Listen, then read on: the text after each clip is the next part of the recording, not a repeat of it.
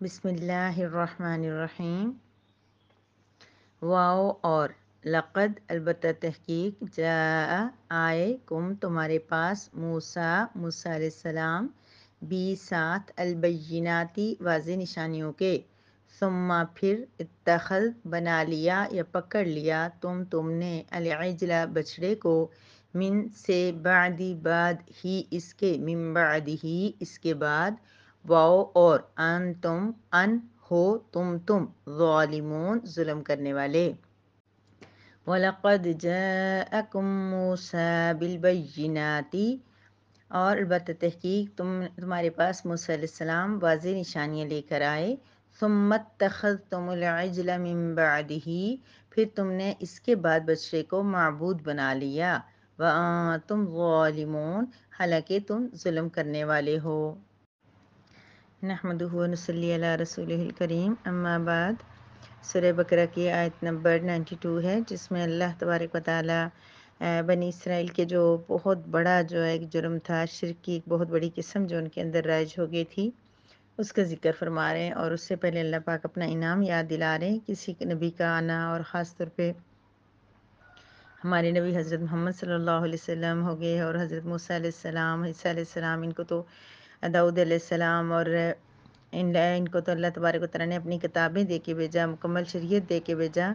تو اللہ پاک یہ ہے کہ بہت بڑا اللہ کا یہ کرم نوازی اور اللہ کا ہماری امت کے اوپر بڑا احسان ہے، اور خاص طور پہ بنی اسرائیل پہ بہت بڑا احسان تھا،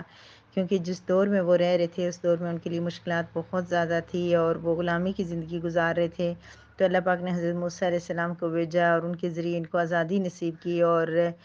بہت انعامات، بہت اسپیشل چیزیں، بالکل یونیک چیزیں، الگ الگ چیزیں جو وہ موسیٰ علیہ السلام کی قوم پہ اللہ تبارک و تعالیٰ کی طرف سے انعام کی صورت میں نازل ہوئی۔ تو اب اللہ تبارک و تعالیٰ ان کو یہ بات یاد دلا رہے ہیں کہ ہم نے آپ کے پاس موسیٰ علیہ السلام کو واضح نشانیاں، بینات سے مراد ان کے معجزات تھے، ان کو اسپیشل معجزات، یعنی کچھ انبیاء کے معجزات بھی بالکل ڈیفرنٹ اور اسپیشل اور زیادہ ہیں،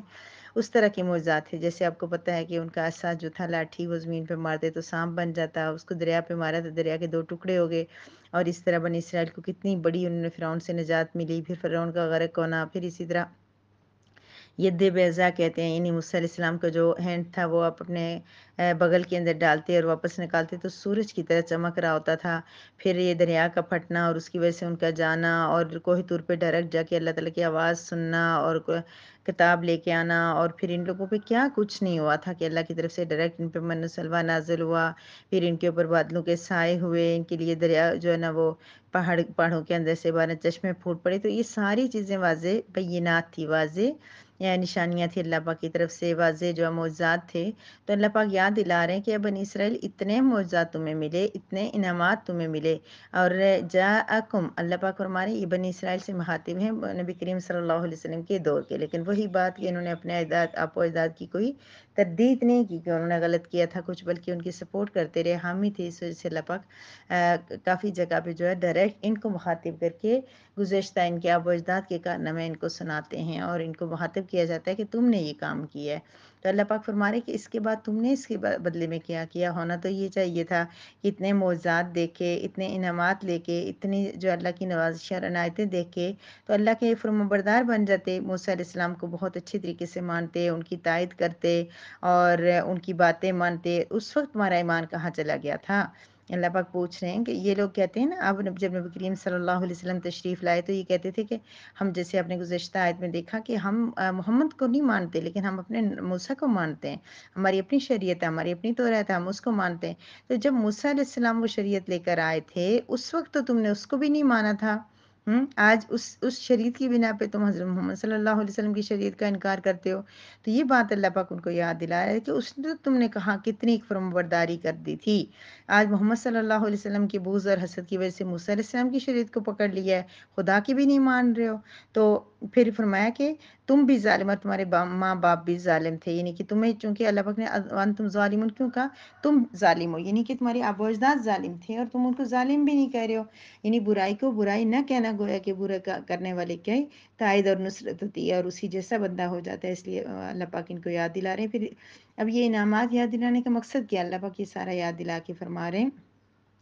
کہ ثم اتخذتم العجل من بعدہ، تم نے اس کے بعد بچڑے کو معبود بنا لیا، پھر تم نے اس کے بعد بچڑے کو اپنا معبود بنا لیا۔ وہ سارا واقعہ آپ نے پڑھا ہے کہ کس طریقے سے موسیٰ علیہ السلام کوہ طور پہ گئے اور انہوں نے جو ہے نا بچڑے کو معبود بنا کے اس کی عبادت شروع کر دی، اور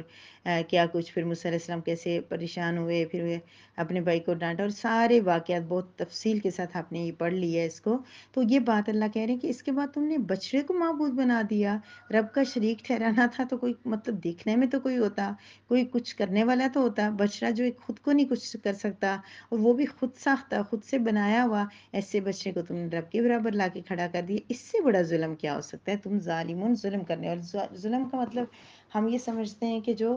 ظلم کرتا ہے، دوسرے کو مارتا ہے، پیٹتا ہے، کسی چھوٹے بچے پہ ظلم کرتا ہے، کسی یتیم کے، یہ وہ ظالم ہے۔ ظالم کا مطلب ہوتا ہے جس کا جو حق ہے نا اس کو وہ دینا نہیں، اس کو نہ دینا۔ تو موسیٰ علیہ السلام کا کیا حق تھا کہ موسیٰ علیہ السلام کی اطاعت کی جائے، اللہ پاک کا کیا حق تھا کہ اللہ کی اطاعت کی جائے، اللہ کی بات مانی جائے، اس کے انعامات کا شکر ادا کر دیا جائے، اس کے احکامات کے مطابق زندگی گزاری جائے، اس کے بھیجے ہوئے نبی اور رسول اور کتاب کے اوپر یقین اور ایمان رکھا جائے اور اس کے مطابق زندگی گزاری جائے۔ جب انہوں نے یہ سارے کام نہیں کیے تو وہ ظالمون، ظلم کرنے والے تھے۔ اس کے علاوہ انہوں نے جو ظلم کی ہمارے ہاں جو میننگ ہے وہ بھی انہوں نے کی ہے کہ انبیاء کو قتل تک کر ڈالا اور کیا کچھ نہیں کیا۔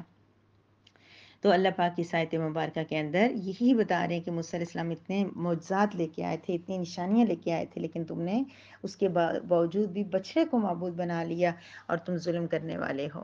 تو میری پیاری بہنوں، اللہ تبارک و تعالیٰ کی ہر آیت ہمارے لیے بھی ہوتی ہے، تو اللہ پاک نے ہمیں بھی تو بہت معجزات نبی کریم صلی اللہ علیہ وسلم کے ذریعے دکھائے۔ آج بھی اللہ پاک کے انعامات، اللہ تعالیٰ کی نوازشیں، اللہ کی عنایتیں اس دنیا کے اندر کیا کچھ ہمیں نظر نہیں آ رہا، کون کون سی آسائش، آرام، راحت جو ہمیں نہیں ملی ہوئی ہے۔ ٹھیک ہے، ہم بچے کو تو رب کے برابر نہیں لا کے کھڑا کرتے، لیکن ہم تو بچے سے بھی جسے ہم لوگ اپنے خواہشات ہیں، جیسے قرآن پاک میں اللہ پاک فرما رہے ہیں کہ تم نے اپنے خواہشات کو اپنا جو معبود بنا لیا ہے۔ تو ہم نے اپنی خواہشات کو، جو شریعت سے متنازع خواہشات ہیں، جیسے جائز حاجات کا تو کچھ نہیں ہے، ان کی خواہش بھی کی جا سکتی ہے،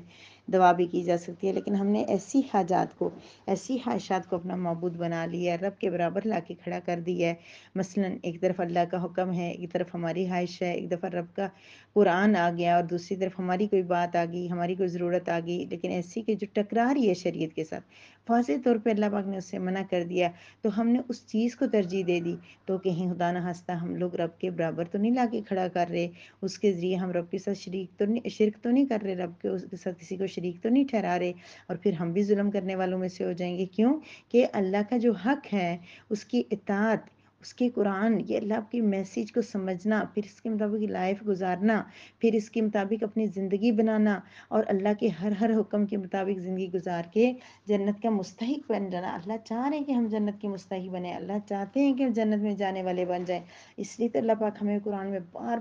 بار جہنم سے ڈرا رہے ہیں، تاکہ ہم کوئی ایسا کام نہ کرنے کہ جہنم میں جانے والے بن جائیں۔ بار بار اللہ پاک جنت کے انعامات آپ دیکھیں گے، اگلے پارے پڑھتے جائیں انشاءاللہ، اللہ پاک ہمارے نصیب میں کریں۔ آج کل لیفٹ کا سلسلہ بہت زیادہ چل رہا ہے،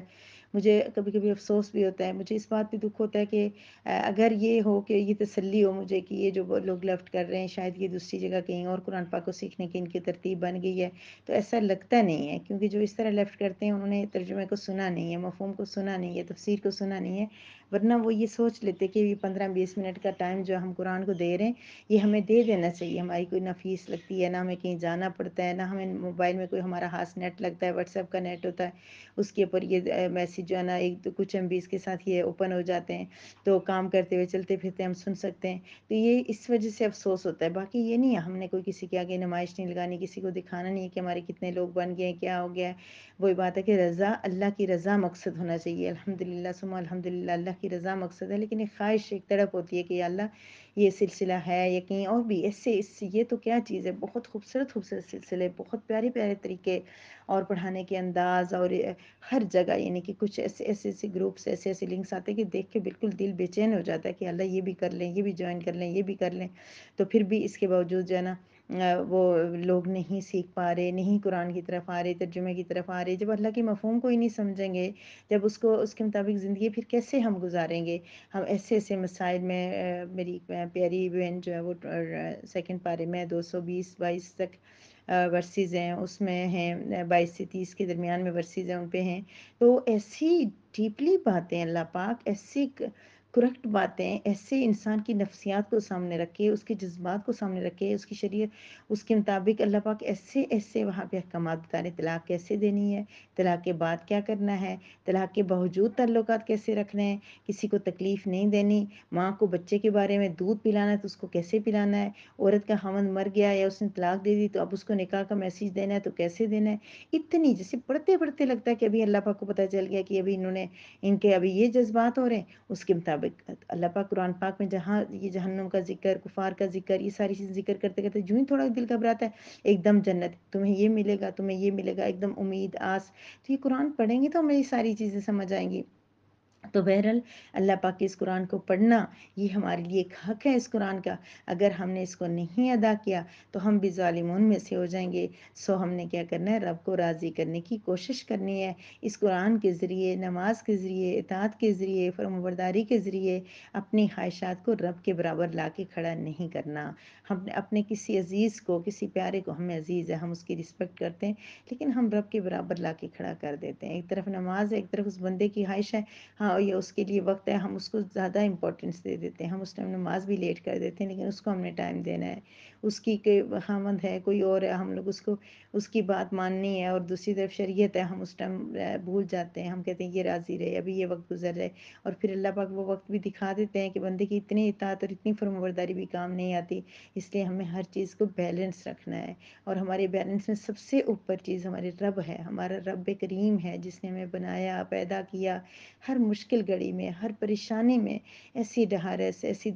تسلی اللہ پاک کی طرف سے ہوتی ہے، ہم نے اپنے رب کو آنا ہے، جو رب کا ہو گیا نا وہ سب کا ہو جاتا ہے، جو رب کا ہو گیا نا وہ عزیزوں کا بھی کے ساتھ بھی اچھا ہوگا، وہ عزیزوں کا بھی خیال رکھے گا، اس کو ہر بندے کی بات سمجھ میں آئے گی، یہ کیا کہہ رہا ہے، یہ کیوں کہہ رہا ہے، اس کے پیچھے کیا ریزن ہے، یہ سوری کر رہا ہے تو اس کے پیچھے کیا ہے، اس نے یہ بات کی ہے تو کیوں کی ہے، ہر بات جو ہے نا وہ اللہ رب العزت کی سمجھ میں آ جائے گی، لیکن وہ رب کا ہوگا تو، کیونکہ رب کا جب ہوگا نا تو رب جب قرآن میں بار بار ڈراتے ہیں نا پھر وہ ڈر جائے گا، تو پھر وہ حقوق العباد بھی پورے کرے گا، پھر ماں بہن بیوی ہسبینڈ ہر ایک کے خواہشات کو اور ضروریات کو بھی پورا کرے گا، ہر ایک کے جذبات و احساسات کا بھی خیال رکھے گا، اور ہر ایک کی اطاعت بھی کرے گا، لیکن حدود کے اندر رہ کے رب کی رضا کو سامنے رکھتے ہوئے، اس لیے سب سے پہلی ترجیح رب کی رضا، رب کریم کی رضا جب کریں گے تو حضرت محمد صلی اللہ علیہ وسلم کی رضا بھی آ جائے گی، کیونکہ رب نے ہی تو حکم دیا کہ ہم نے نبی کریم صلی اللہ علیہ وسلم کی سنتوں کے مطابق چلنا ہے، پھر ہماری تمام چیزیں، ہماری آخرت بھی سیدھی ہو جائے گی، اور دنیا تو ویسے بھی رب کریم کی طرف سے سیدھی ہوگی، لیکن جب اس کے بن کے ہو جائیں گے، رہ جائیں گے، تو پھر ہمیں کیا ضرورت ہوگی کسی کو کچھ کہنے کی، پھر کیا ضرورت ہوگی دوسروں سے دعائیں منگوانے کی، پھر ہم خود ہی رب سے باتیں کر لیا کریں گے۔ وآخر دعوانا ان الحمد للہ رب العالمین۔